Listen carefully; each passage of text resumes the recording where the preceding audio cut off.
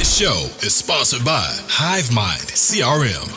It is more than just a CRM. It is a real estate and business mastermind that comes with an all-in-one CRM. You can have unlimited websites and users. You can call, text, RVM, and email all in one user interface. And you can set up custom automations for any type and multiple businesses. 65% of companies start using a CRM system within the first 5 years of business. Once implemented, the HiveMind will save you on marketing, give you more time, and make more money.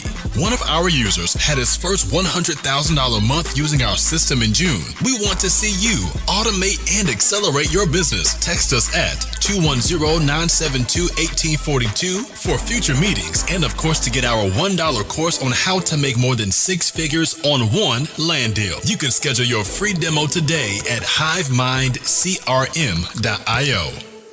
All right, everybody. Hi, I'm Frank Spalding. This is Daniel Martinez, and our guest today, Mark Marcellus, on the Hive with Us, HiveMind podcast. Welcome, everybody. We're glad you're here. As you'll notice, we are on Zoom and not Restream. Unfortunately, we're having some technical difficulties with the video today. Once again, we're with Mark Marcellus, one Airbnb at a time, with a new upcoming program, 3 Airbnb, 3 houses to financial success. Just because, several years of experience and several of his clients have proven within 3 houses, you can be financially free using Airbnb and the various other platforms. Mark does like to say Airbnb, it's getting kind of like synonymous, similar to Q-tips, for all of the cotton swabs, on the tips and stuff like that. Because he argued with me about it. I thought it should just be STRs, but it makes sense and everybody seems to agree. So Mark, why don't you introduce yourself and tell us about yourself a little? Okay, well, my name is Mark Marcellus, Jacksonville, Florida, Airbnb consultant, which means I help people set up and run their Airbnbs.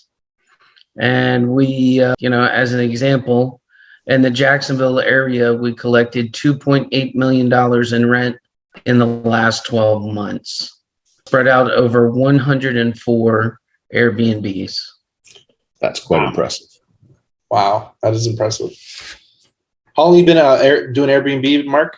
I've been doing Airbnb since 2017, and I've been investing in real estate since 1995. Wow. Okay. 1995. How did you end up in real estate anyway, back in 95? That's a long time. Yeah. Well, I was born into it. It actually dates before that. When I was 12 years old, I was typing up real estate contracts for my mother in the real estate office that my grandmother had. And my dad walked in and put a paintbrush in my hand and said, "Come on, man, we're going to go paint this house." And I've pretty much been in real estate ever since then. But in 1995, I bought my first house. I was in my early 20s. I actually bought 2 houses subject to. I subsequently sold one and lived in the other, and I still have that one. And yes, it is a current Airbnb. Wow. You're a longtime Airbnb holder. Yeah. No, that's cool, man. It's cool you've been in the game a long time and you've kind of accelerated. Were you doing a lot of flips and stuff? And you kind of evolved, of course, through the years, but Airbnb is a newer thing since you've been in real estate, because you've been in real estate a long time. Is this the only thing you're doing now is Airbnb, or are you still doing other stuff on the side? Well, yeah. I mean, I still have my insurance company. I still am investing in real estate. And when it's appropriate, I'll take the property and put it on the Airbnb. And when it's not appropriate, I just do long-term or, exercise my other exit strategies, if you will. Gotcha. Are you doing arbitrage, or you're doing straight up buying for Airbnbs? Well, both. I mean, the last house, I do have a couple of arbitrages going, but the last house that I bought, I actually have a closing today in about an hour. But the last house that I bought before that, I was paying rent, and I called the owner with the problem, and he got a little grumbly. And I said, "Man, why don't you just sell me the house? Then you don't even have to worry about it." And yeah, we wound up striking a deal, and I bought a house in this market, below market. It was pretty good. You never know where the deals are until you ask. Yeah. Well, just kind of being, in the world, so to speak. I rub elbows with people, and, if we have a deal that makes sense, then it makes sense. There's some investors that won't do a business with other investors. Yeah. They're the guys that are buying the homes at the discount. They don't want to be selling them at the discount also. They want to buy at the discount and sell at the premium. And not for nothing, who doesn't? But if you stumble into a situation in which it makes sense for both parties, they give a little bit of a discount, still catch a premium, then it can work. And either it works or it doesn't. And it's okay either way. There's plenty of fish in the sea. So now my first understanding initially, I thought Airbnbs were just strictly vacation homes, and that does not seem to be the case. What is your experience, and how's that working out for you?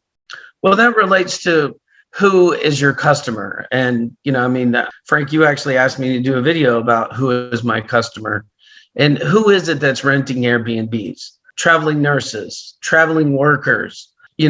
Maybe somebody's parents lives in an exclusive neighborhood in Mandarin, and certainly there's plenty of hotels available in Mandarin, but they would rather be down the road in a Mandarin home that has a pool, so that they're here to visit grandma. That's 3 examples right there.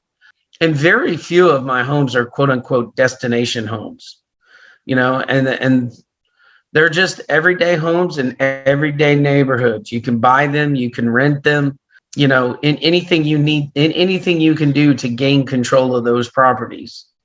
Or you can even approach the owners and say, hey, would you like me to manage this for you? Work with you as a co-host on Airbnb.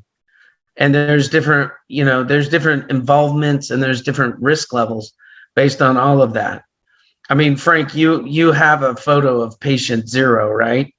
So you should put the photo up of patient 0, and let me tell the story of that, because I offered the owner, well, let's just throw it out on Airbnb together and we'll split the profits. But he was just too busy, getting his business up and running, that he just wanted to be paid rent and then just be done. And he wound up later on becoming a client. So I hope that answered your question, Frank. No, it's such a crazy thing, because I think what's cool is that you're doing arbitrage, you're working with a lot of different clients in general. And then if they become disgruntled, you're buying their property too, and kind of working that whole angle throughout the property, because it's a weird thing. I've heard somebody else do this where they're doing property management just through regular renters. And one of the things they're doing is whenever they become a property manager, they're asking for first right of refusal if they ever want to sell while they're property managing. So it kind of gives an opportunity to actually buy the property and just continue managing the property at that point. So it's kind of like a whole, it's a revenue source and lead generation source all at the same time while you're making money doing it. It's like shooting fish in a barrel. Yeah, it's amazing. There's 3 types of Airbnb investors. Okay. It's real simple. It's just the lions, tigers, and bears. Lions are people who they're professionals, doctors, lawyers. They make plenty of money and they have very little time, and they have resources to go buy a home. Right. So that's a lion. A tiger is an existing investor that has a number of homes already. They want to analyze their portfolio, find one that makes sense, convert it to an Airbnb, and then test the market out. Now, when I say test the market out, what I mean by that is you're going to try the Airbnb with just one home. If you don't like it, no harm, no foul. You're no longer in the Airbnb world. You're no longer just in real estate. Now you're in hospitality, and that's a different animal altogether. And it's easy to say, but nobody knows what that means. I remember the feeling I got when I stayed at a Waldorf Astoria, and they wrote me this letter thanking me for staying. And I'm like, who does that? I mean, Holiday Inn certainly doesn't do that. But you know what I'm saying? We started writing letters to our people, thanking them for staying. And our results and our reviews immediately started going back up, because nobody does that. You see what I'm saying? And so that covers the tigers, the lions. The bears are your guys that want to get into real estate, don't know what to do, haven't gotten started. Maybe they're junior executives or they're workers. I mean, heck, maybe they're 20-year-old college students. I mean, a 20-year-old college student can wholesale a house. I mean, it's not, rocket science. You know what I mean? You don't need an advanced degree in licensing to do it. But those guys, they're really prime for the arbitrage angle, and by the time you pay rent, then it's difficult to pay somebody as a co-host. So we're going to go to a mom and pop landlord and say, look, I want to rent your house and I'm going to put furniture in it and I'm going to put it out on Airbnb, but I'll make sure that you get your rent paid every month. And some landlords will go for that. And those are the only ones that you concern yourself with. A lot of them will be skittish about that. And, there's nothing you can do about that. All you can do is try and find one that'll play ball with you. Some of these guys are actually going to the corporate leasing locations. They show up at an apartment complex and they'll say something like, look, I've got a company that wants to rent a block of apartments, and they sent me here to ask me how many apartments do you have vacant right now? And they may say, well, we have 5 apartments vacant right now.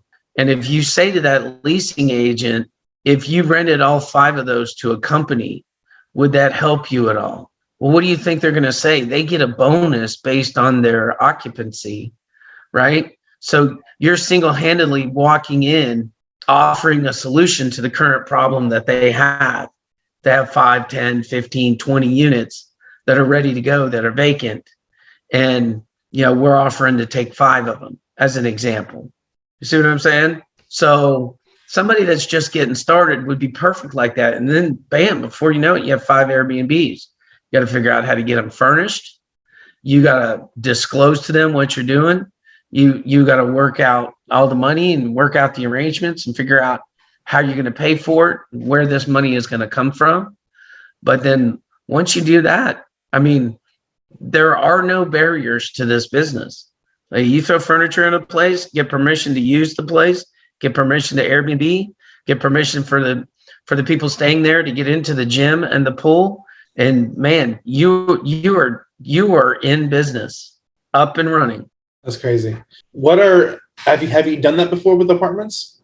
I have not done that before with apartments because I'm in a market. I was born and raised here. Yeah. So I just start showing up to networking events and everybody knows who I am because I'm, it's just, hey, it's the way it is. I've been in Jacksonville for 50 years. So, grew up in a little country town south of Jacksonville called Middleburg.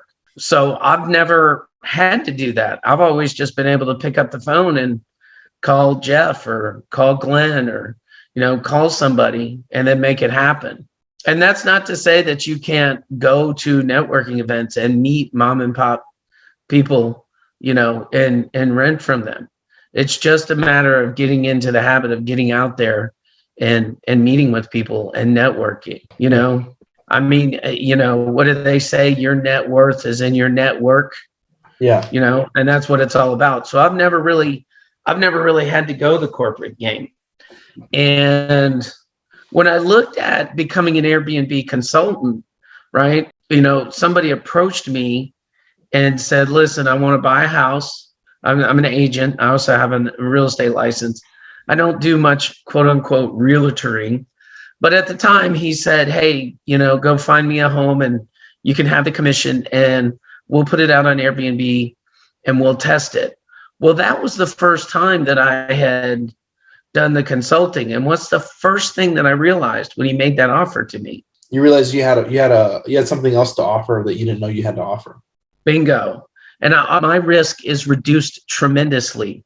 I don't have zero risk because I have an account that I need to preserve that has to maintain a good reputation. But I certainly don't have the same risk that I have, being the guy to buy the house, being the guy to furnish it, being the guy, like, let's make no mistake about it and no qualms about it. This is a high risk venture. You know what I'm saying?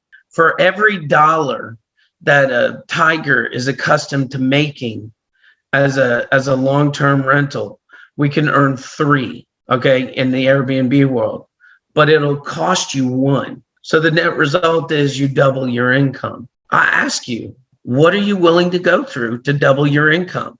I understand, somebody says, well, twice is nothing, still nothing. Okay, got it. But, outside of that, if you were accustomed to making 5,000, what would you do to bump that up to 10?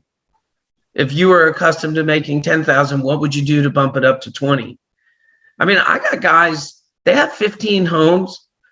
They make more than what doctors make, and they don't work as many hours as doctors. They do work, but they don't work 80, 100 hours a week. I'm not slamming doctors. We need doctors. I love doctors, but I'm just saying, I've got clients where one of the spouses is a doctor, and that's my jam. It's like, you're going to make more than Dr. So-and-so. Like, you know what I'm saying? And they kind of get an elbow. They had 12 years of school, and here I am just buying real estate and doing Airbnbs. And it's happening. It's happening.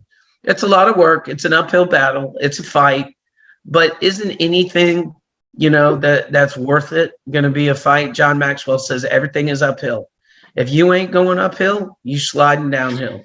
Let me ask you this question. So if anybody's Airbnb host, how do they become a super host? What's the fastest way to become a super host?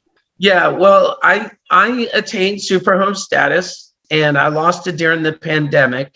And one of the things that we did to get it back was we implemented automated messaging, and it's like instant responses to like 90% of the standard questions that come up, right? And that brought my rating up, basically 0.2%. You have to maintain 4.8. During the pandemic, we fell down to, we were at 4.9. We slid down to 4.6, and then we climbed back up to 4.7. So I'm like one click away from gaining, superhost status. But that was during the pandemic. That was 2020. Here we are in 2022, and I still collected $2.8 million in rent. So it's not a necessity, but it's not in this. It's a status thing. It's like, oh, I'm superhost. And yeah, you get a little bump in the algorithm, and it's a badge, it's a button, it's a piece of flair, it's whatever. Do I want it back? Absolutely, I want it back. And we're close. And this is one of the secrets of the Airbnbs, and that I have these owners. They want their money. They don't care about the rating. Well, of course they don't care about the rating. It's my rating. So they want their money. I mean, look, it is what it is. So one of the things that I'm doing to bridge the gap on this 10%, and my tech guy, he does a lot of research on Airbnbs. He has a couple of them himself. He told me, he said, Superhost is not an action. It's a mindset. When we have a problem, we offer a credit, and instead of waiting for them to ask for one, if that makes any sense. Yeah. So we had an issue yesterday where the people came in and they weren't happy with the clean. So I told my virtual assistants, I said, hey, offer to refund them the cleaning fee, And they didn't ask for it back. I just offered it, That's the kind of stuff that you have to do. You have to pick. Okay, are you going to extract every single little penny out of every single client? Or are you going to use magic, make a great impression on customers, wow them with customer service, and get that superhost? Because I guarantee you, that's what it takes. And does giving them that immediate rebate or that discount, does that usually stop them in their tracks before they start complaining, or take it? Does that de-escalate them fairly quickly? Well, I mean, to a certain extent. But look, people are people, and this is the hospitality business, right? So it helps, and that's what we're trying to do. It's not perfect across the board, but it's a mindset. I've said to people, because we thought it was a function of how nice the property was. And to a certain extent, that's true. So we thought we'd get slick. We opened up a new account and we put all the swanky properties in the new account, thinking, well, this is a nice property. So this goes in what we call the Superhost account. And this is a West Side shitbox. So, we're going to just put this in the regular account, if it gets a bad rating, whatever. But then we found that, it's that's part of it, but it's also a function of the customer service. So I guess the best way to put it is, they're equally as important. Definitely. So now what's on the horizon? Let me ask you that. What's on the horizon for your Airbnb business, and what else is on the horizon? Well, on the horizon, what we're looking to do is we're looking to figure out a way to expand from 100 to 300. And what we've determined is that it's just so hands-on that we're having a hard time seeing, okay, how many people would I need to hire to be able to actively, co-host 300 Airbnbs. And one of the things that we can do is we can try to find owners that have their own boots on the ground people, and then they're just going to plug in to our matrix. So they'll use our automated messaging, they'll use my VAs, or maybe they get their own VAs. They'll use their cleaners, their handymans, their lawn people, their bug people. It's their boots on the ground. I take a smaller percentage, and then they just plug into the network. And we see that as a viable option for going to 200, 300, even 1,000 homes. Well, that's really great. It's really great too, because if you think about it, all the businesses is the systems. So if you incorporate the systems, you can plug and play any business. You can essentially help and incorporate any business that wants to run successfully and keep the rating up high. Right. And then, Frank, to answer your other question about what we have, we're actually looking to expand our operations into teaching people to do what I do. I want to teach the lions where to go buy a new home. I want to teach the tigers, okay, let's take a look at your current inventory and see which homes makes the most sense to get started with.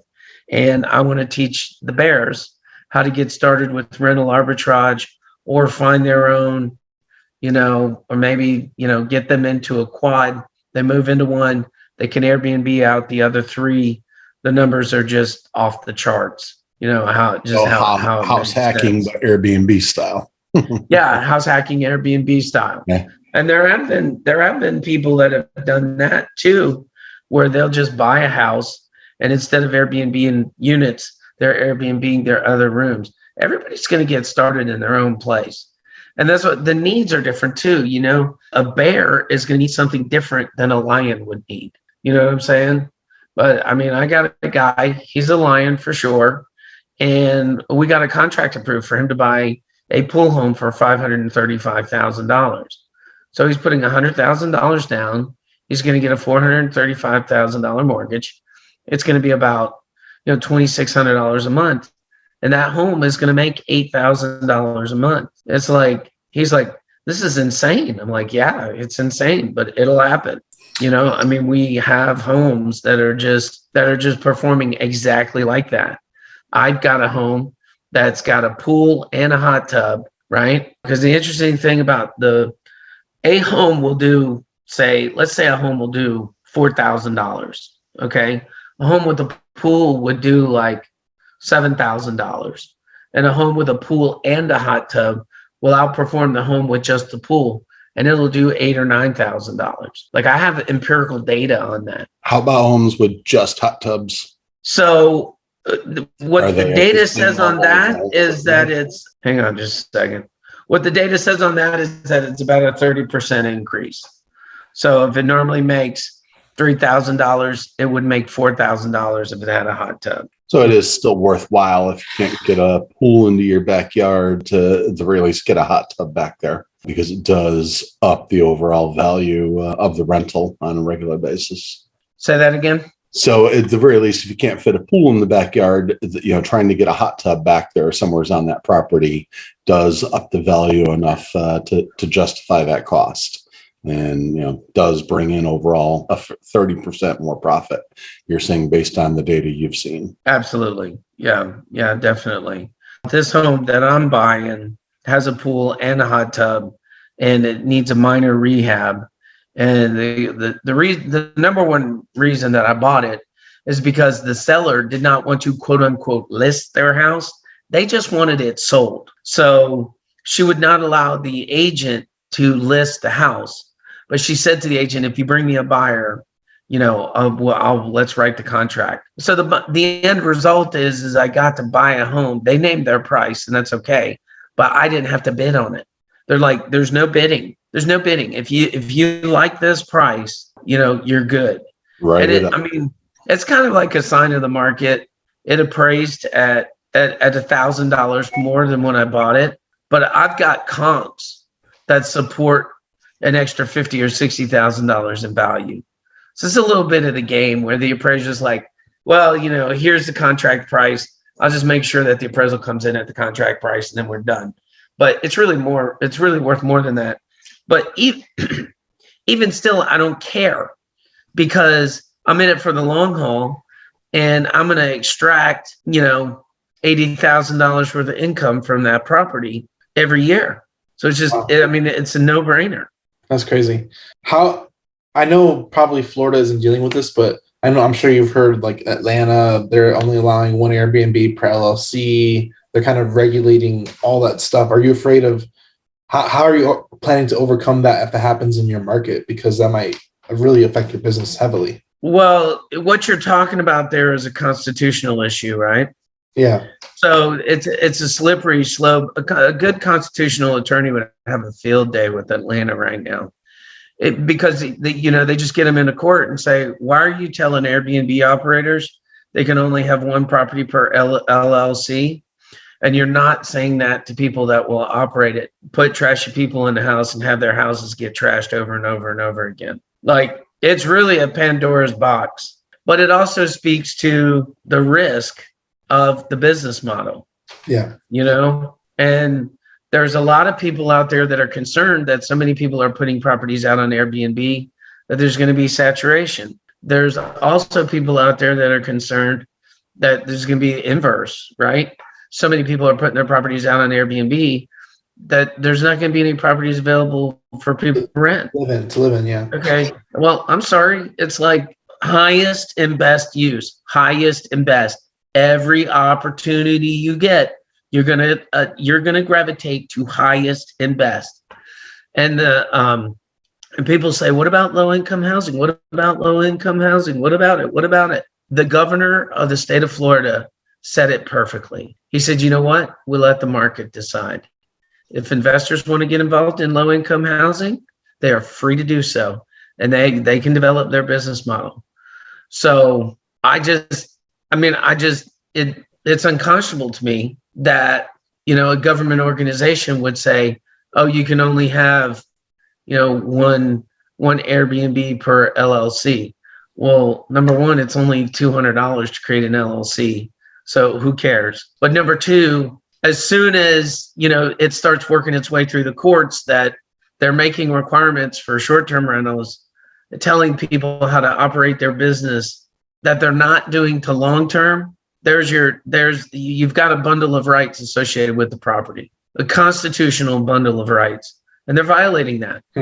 That's interesting, because people, like everybody, it's just like new thoughts of regulation come out, and it kind of scares people out of the market to even go down that path. So you're saying, bye, see ya.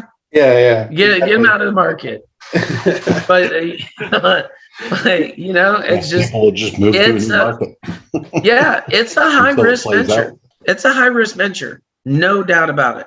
Yeah, and I believe that's also a lot more of a risk in a state like Florida, just because Florida is so tourist centric and is so dependent upon tourism.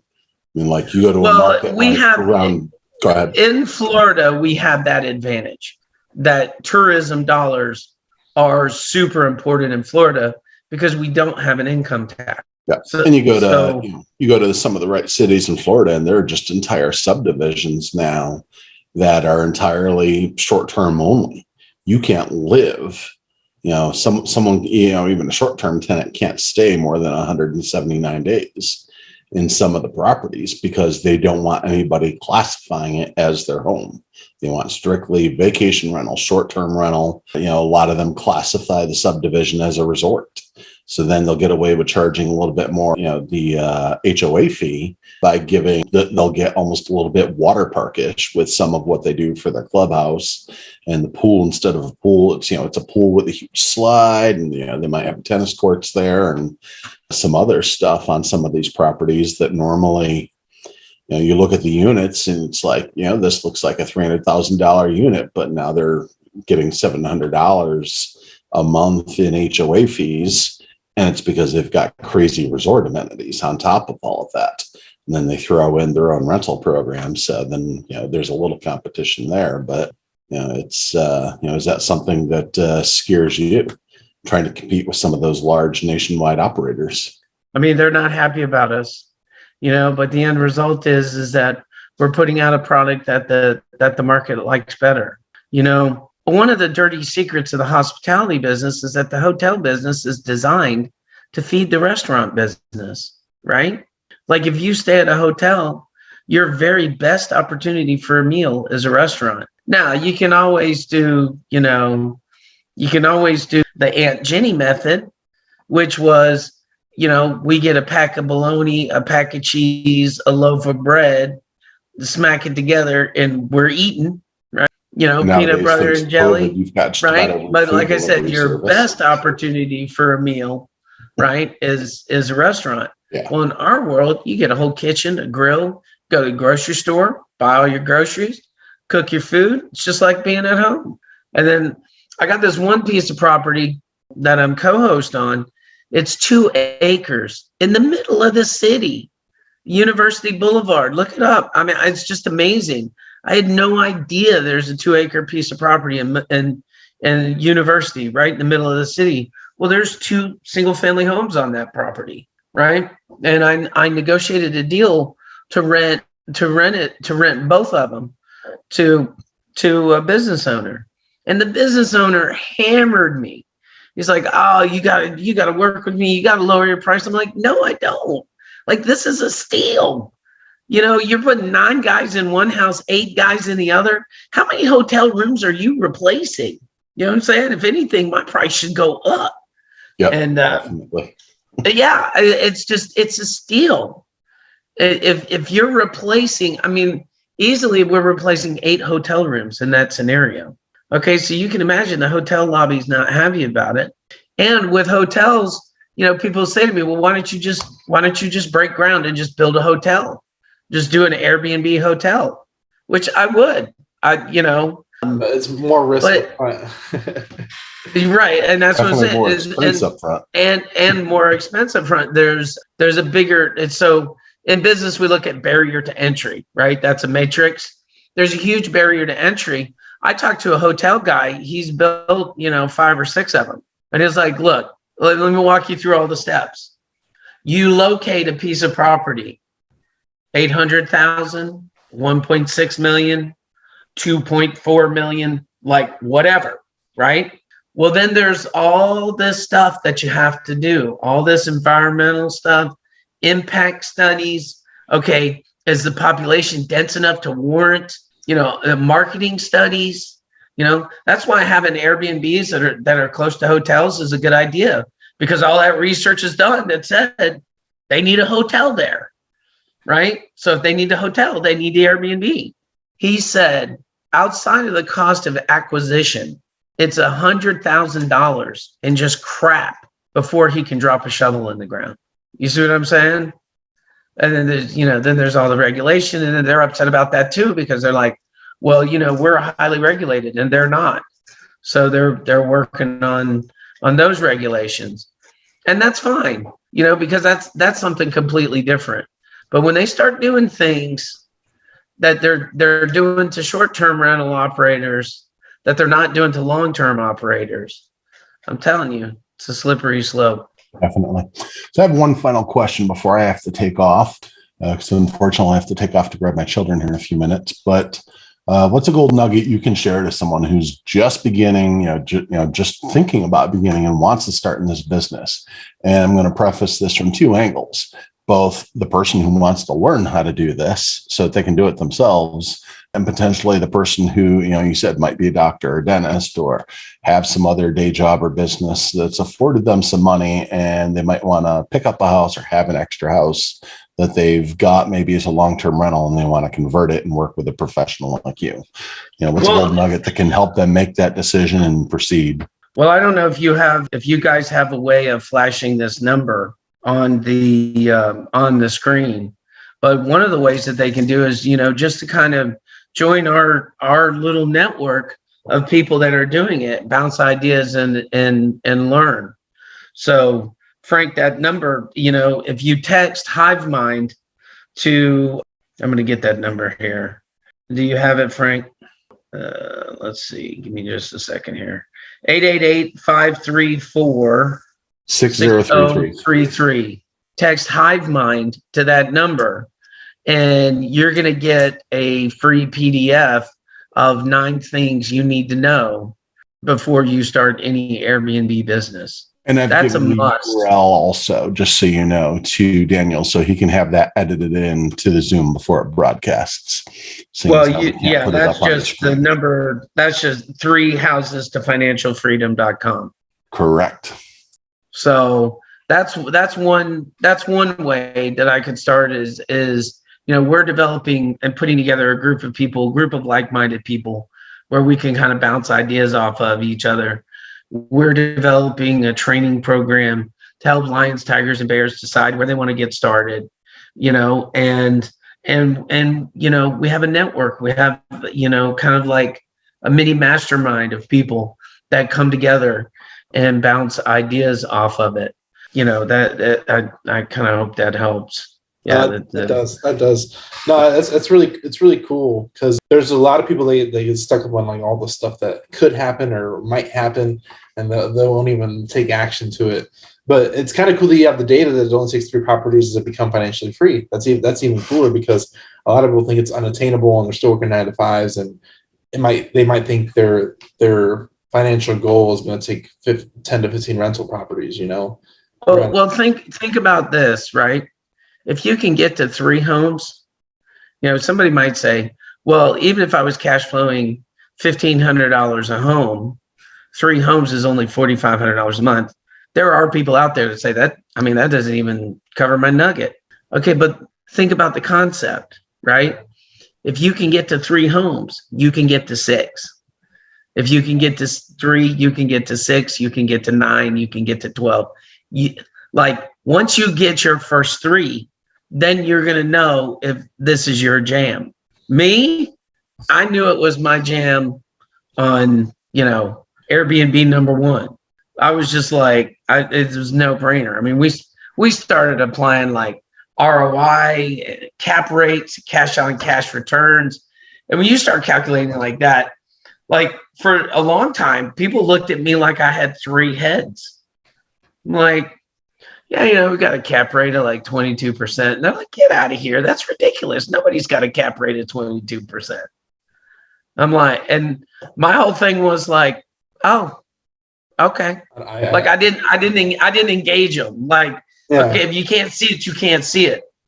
And then what I started doing is I started showing my bank account, and I started showing my financials. I was like, who does that? That was my proposal. Okay, well, let's take a look at the bank account. And they're like, wow, hey, look at that. Well, that's an operating account. It's not all my money, but it's okay, Yeah. And then I said, but here's my accounting. And in the accounting, it's broken down by properties. And they're like, what's this little West Side house? How did it make $80,000 last year? I'm like, oh yeah, that's a funny story.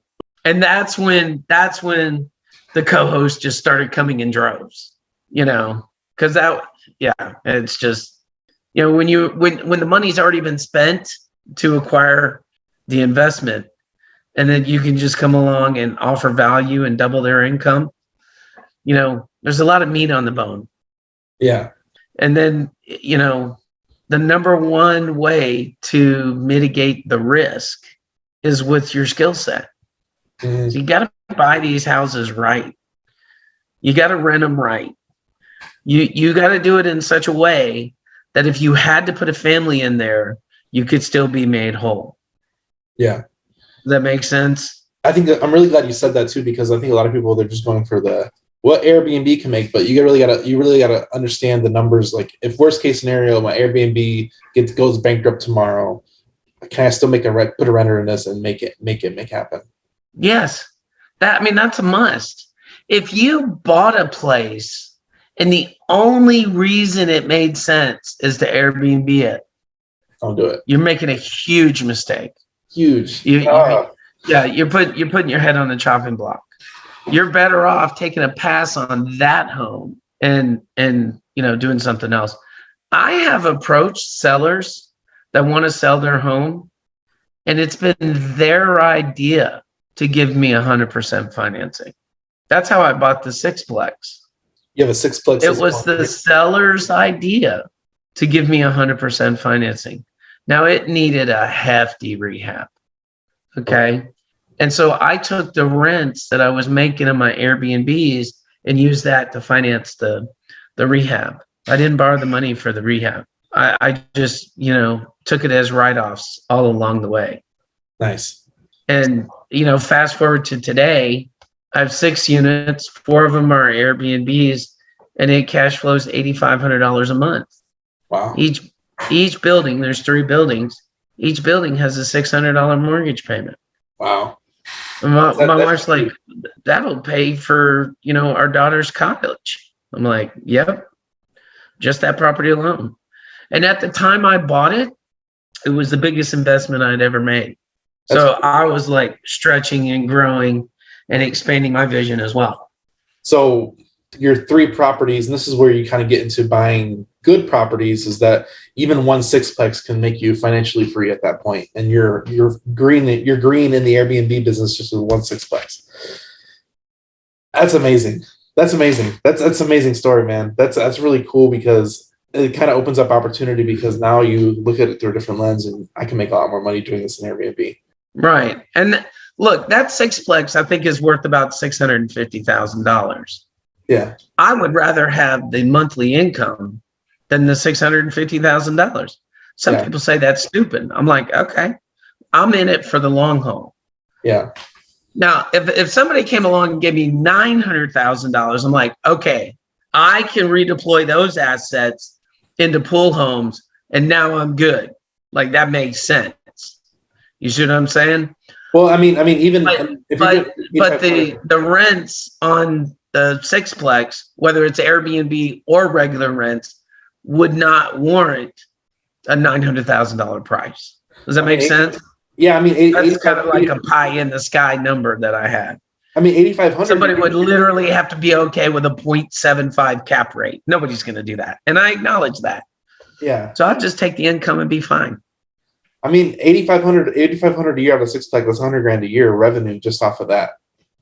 That's right. Easily. So, I mean, you're getting your cash on cash return totally paid off in 6 years if you put 100% towards the purchase price, but you're not. So right. It's still a great deal either way. That's an amazing deal. It's an amazing deal. What? Yeah, so, it was a no-brainer. It was a no-brainer. So I bought it before the pandemic. Okay. So I only paid $50,000 a door. Oh, nice. Okay. Like, people would give their right arm for $50,000 a door purchase nowadays. That's funny. Well, what books have really impacted your growth and your life in general? So there are 3 books that I've read that have had a huge impact on my personal life and my business life. So the first one is The Richest Man in Babylon. I actually read it when I wore a younger man's clothes. And it really just talks about financial principles, talks about, how things were at the dawn of civilization. They didn't have banks back then. You carried your money with you. If you had money, you carried it with you. And if you lost it or if it got stolen, it was gone.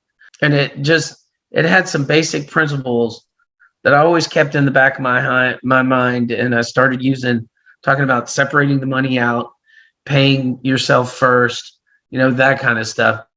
That's a book called The Richest Man in Babylon. It's a quick read. It's a cool read. The author's name is George Clayson. So I highly recommend that one. The second one was, I had a mentor at one point, and he literally said to me, "Why are you worrying so much? Why are you worrying about this? Why are you worrying about that?" I'm like, I don't know, just like concerned about, blah, blah, blah, blah happens. And he gave me a book, and the book was How to Stop Worrying and How to Start Living by Dale Carnegie. Dale Carnegie. And in the book, the examples in the book are extreme. Like, there are people just dealing with incredible things like, huge financial devastation, lawsuits, death of close family members, super close, just like, just really, really bad stuff. And I wasn't, dealing with nearly anything like that. But essentially the big takeaway on that is, okay, so you're worried about something. Well, play it out in its worst iteration. Tell me what is the worst thing that can happen. And then just act as if that happened. What are you going to do now? And that was just like enlightening. It was like lifting a weight on my shoulder. I don't have to worry about it. If it doesn't happen, I don't even have to like waste brain power on it. But if it does happen, I've got my plan. Like, man, if this happened to me, this would be devastating. But here's what I do. I told my wife one time, I said, they can take it all. And she goes, "What do you mean?" I said, they could take the job, they could take the property, they could take the cars, you could take it all away from me. If I had my wife and my kids, I could always just start over again. That question, Grant Cardone has been asked this question before, I'm sure. Actually, I saw a video of it. They're like, if you had to start all over again, fresh with nothing, what would you do? And he's like, that's a good idea. Maybe I should do that. And that's how he became the undercover billionaire. But it's like, what would I do? Like, I have these skill sets, so I can always use them no matter what happens. Yeah. If that makes any sense. Information is always growing and building, so you can't take that away. The information is always growing, always building. It's always out there. My mother taught me how to buy houses with no money down long before gurus were talking about it. It's just that it was my mother, and I thought she was crazy. But, when I saw everybody else teach, I'm like, this is old hat. She taught me how to do this in 1995. Where you guys been? And it's like, okay, whatever. But it's just one of those things. Does that make sense? Yeah. Yeah. And then the other book that I read that was highly impactful was T. Harv Eker, The Millionaire Mindset. So that book was cool for a number of reasons. One of the coolest things, like operationally speaking from the book, is that his personality comes across so much in the book. I remember reading the book and thinking, man, I would just like to sit down and have a beer with this guy. Because he was just his personality came across. Like, it was just, and he went on to become very wealthy, did very well, speaking, the books, his training programs, just like all kinds of stuff.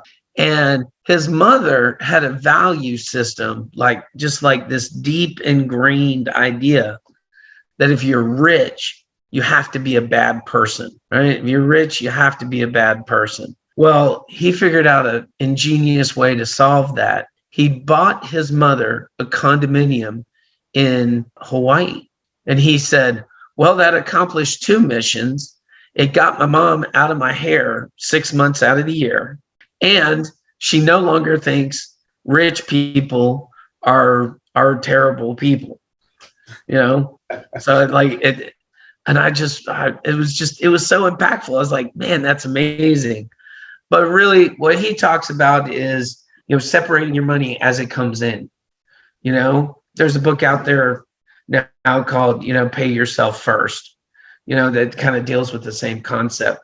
But basically, when I have money coming in, I divide it into thirds. So a third of it, you're going to have to set aside, pay taxes, business expenses, whatever. A third of it is going to have to be for operating expenses. And then a third I can use to pay bills, right? The underlying concept is that if you cannot manage $20 or if you cannot manage $2,000, you won't be able to manage $20,000, right? And, what's going to come first, the chicken or the egg? I understand that if you take your income and divide it by a third, you're probably not going to have enough to pay your bills. Okay. And it's okay. You just have to work through it. And now you have a baseline. So many times the baseline is, let's make this much, let's spend this much. And I'm trying to get people to lower their baseline. It's a psychology thing. If you put brain power on it, you will figure out how to raise your income so that a third of your income pays your bills and not your whole income pays your bills. And you just keep doing that. And I've had people tell me, well, I can't do that. I'm like, why? Just do it and then move the money back. The one day you'll do it and you won't have to move the money back. And now you're in the habit of doing it. Oh, it's like you can't see the forest for the trees. And it talks about money magnetism, just a lot of things. Like if you find a quarter on the ground, what are you supposed to say? Thank you, thank you, thank you. I am a money magnet. I'm going to pick that up. I'm going to take it with me. Not because the quarter does anything magical, but because it's on your mind. I'm a money magnet. Next thing you know, your mind starts finding ways to bring additional sources of income. It was life-changing. It was life-changing. That's good. That's good. What is a quote that is somebody else's, yours or somebody else's, that you resonate with? Ooh, man. Well, I've kind of already said it. Your net worth is in your network. You know what I'm saying? Yeah. So that's pretty powerful. Another one that I have is, more of on a personal nature, is, how many summers do you have left with your kids? Like, think about that. Like my son is 13, so there's only 6 summers left. My daughter is 16, so there's only 2 summers left. You know what I'm saying? So those are impactful and cause me to, make decisions. I make decisions accordingly. Yeah, the understanding and realizing that your time is limited, especially with your kids and loved ones, that your parents, you might only speak with them. You might only see them if they don't live where you live. You might only see them 10 to 15 times before they pass away and they're gone.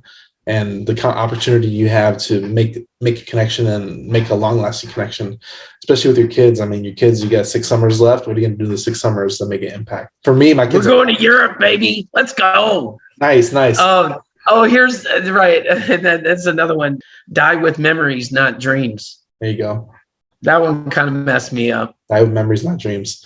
It really puts things in perspective. Like my oldest is turning 5 this year, so I'm like, well, I was like, I got to put her in school. I'm like, no, why are we going to send her to school? Like, school's the next 10 years of her life. Why are we going to put her in early? Let's enjoy the time we have while she's home and messing with her siblings and stuff like that. Like, you really have to enjoy the time you have because you don't know how much time you have. Yeah. I saw something. I didn't really like. Everybody kind of sees everything now. They don't see the struggle. Like, they don't see what I went through. Like I was, it's kind of a funny story on how we got started with all this. And it had to do with centering around the kids, finding a way to grow the business and still have time for the kids. But, I was running an insurance company and I was having a modicum of success, but at the end of the day, I mean, I was just kind of keeping the bills paid. I wasn't really kind of getting ahead, But my counterparts, they were out there crushing it, doing really well. And I had to deal with that, like, in my mind first. And then my wife kind of picked up on it. She's like, these guys are out there crushing it, and we're doing okay, but why aren't you out there crushing it like them? And, no fault to her, as like, security is very important to women. so it hit me hard. It really hit me hard. That sinking feeling in the stomach. I had nothing to say. I was speechless. I wanted to take Madeline to let her go on her Washington, D.C. trip. And I was in a situation in which I had the time to do it. So I did. But we didn't really have the money to do it. So we had to raise the money to do it. We figured it out. We got through it, as we often do. Like, you know what I'm saying? But if that scenario had happened now, it just would have been like, okay, here you go. Like, we'll just take care of it. It's like, it's no big deal. She wanted to do an SAT training. So we went to this whole thing. It was big, hullabaloo. And they were like, oh, we have payment plans. We have that. I'm like, nah, just whatever we got to do, just take care of it. And she went through her whole SAT training. So you see the difference? But everybody sees that, and nobody sees, the challenge and the struggle that I went through, feeling, like I was letting my family down, or watching my bank balance go down, woefully low, going, man, I know this thing is going to work. I'm just going to go all in on it. They don't see the struggle. I'm sure we've all seen a picture of the iceberg where people see, all the rainbows and all that kind of stuff. And they don't see what we went through to go through that. Oh man, you really got me with the quotes, man. So another one is Eric Thomas, everybody wants to shine like a diamond. Don't nobody want to get cut. I've never heard that one, but came right out of his mouth. You got Eric Thomas, E.T. Everybody wants to shine like a diamond. Nobody wants to get cut, but it's that cut that you have to go through. Yeah. So, I've been through a few things. I've been that guy that had to throw all the bills up in the air, right? And pay the ones that land face up. The other ones, they'll just wait. I've been through that before. Oh, that's amazing. And and that's part of the journey. Yep. And there are no guarantees. Something could happen and I might be back there again. Who knows? Yeah. But I just rely on my skill set and just start grinding. When the wholesalers cranked back up again after the economic downturn, there were people that were wholesaling properties for $750. They'd literally lock a contract up for, $80,000, sell it to somebody for $81,000 and make $1,000. Crazy. Right? They had the skill set. They just got started. They just cranked it back up again. I started back up after the economic downturn. I started back up in 2016, but there were a lot of people that started back up in like 2012, 2013.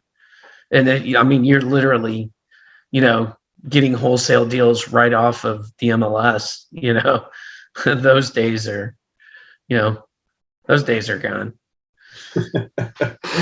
No, it just shows the ever-changing times. This has been a really good, I think we covered a lot today. From Airbnbs to just building a great foundation and kind of betting on yourself. It was a lot we covered today. I really appreciate your time, Mark. Definitely, the number is 888-534-6033. You just text the keyword HiveMind, and that'll send you the PDF of where to get started, right? That's right. Yeah, just join our network. Just jump in. We're putting content out, and we're going to do webinars, and we're going to do meetups, and we're just we're going to have a lot of things where you can come and enjoy and hang around like-minded people and bounce ideas off of everybody. And then that's what we want. We want to create a community. That's amazing. Well, we appreciate your time. Thanks for coming on. I've really enjoyed it. And I appreciate Frank for participating as well. And I hope people get value from this, and I hope you see us in the next episode. The show is sponsored by The List Guys. Do you need more leads in your local or virtual market? 1 in 10 small businesses don't invest in any kind of marketing. The List Guys have over 35 plus list types to choose from, and you can mix and match any list or criteria. We also use the skip trace list and provide up to 7 numbers and email addresses. Every list you purchase will be scrubbed against previous purchases. The list guys are here to save you time. Contact the list guys today at www.1listguys.com. That's www.1listguys.com.